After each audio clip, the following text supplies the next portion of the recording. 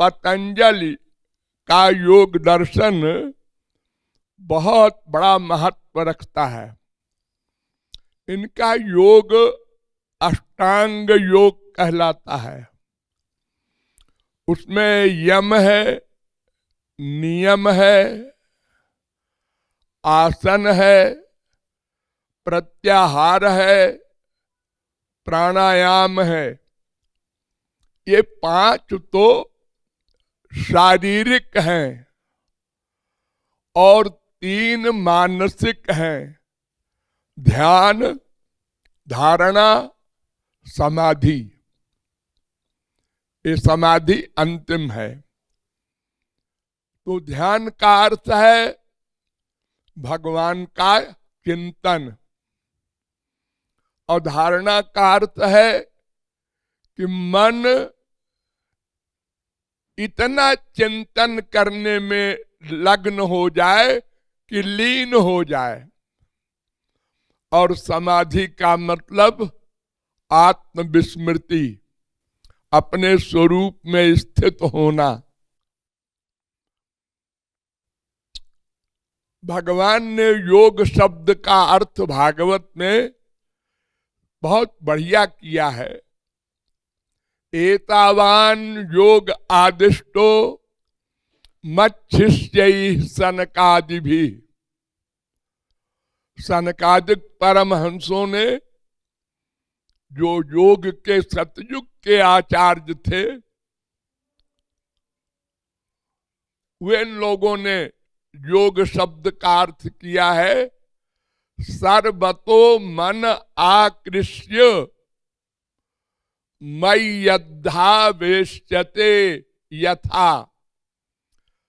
संपूर्ण विश्व से मन को हटाकर भगवान में लगा देना, ये योग है। संयोगो योग इत्युक्तो जीवात्म परमात्मनोः। जीवात्मा का परमात्मा से संयोग हो जाए, इसी का नाम योग है। तो इस संबंध में शारीरिक स्वास्थ्य बहुत आवश्यक है। हम भगवान संबंधी ध्यान करें या कोई भी ध्यान करें, पतंजलि ने यह भी लिखा है, उनका एक सूत्र है, वीतराग विषयम वा चित्तम। अगर तुम भगवान का चिंतन पहले नहीं कर सकते तो वीतराग सिद्ध महापुरुष का चिंतन करो। तो महापुरुष के चिंतन से भी मन शुद्ध होगा और भगवान के चिंतन से भी मन शुद्ध होगा। लेकिन महापुरुष सामने होता है, इसलिए उसका चिंतन सरल है। तो ये अष्टांग योग पतंजलि महाराज का बहुत विख्यात है। इसके अनेक रूप बना दिए हैं वर्तमान काल में। जैसे आसन है, उन्होंने जो आसन बनाए हैं, लिखे हैं, उनके अलावा भी मनः कल्पित आसन बहुत से चल रहे हैं, विदेशों में भी, भारत में भी। वो किसी प्रकार से भी शरीर के अंगों को स्वस्थ रखना है, इसके बहुत से कड़े कड़े नियम हैं। सबसे पहले तो यम नियम, ये 2 चाहिए। और यम नियम में अनेक प्रकार के कड़े कड़े आचरण के सिद्धांत हैं।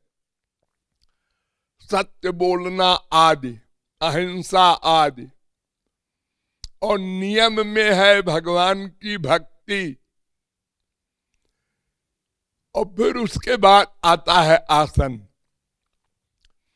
वो जिस योग को हमारे भारत में अनादिकाल से अपनाया था, लेकिन इस कलयुग में क्योंकि शरीर गड़बड़ है, पैदाइशी, इसलिए योग का स्वरूप बहुत अधिक आगे नहीं जा पाता।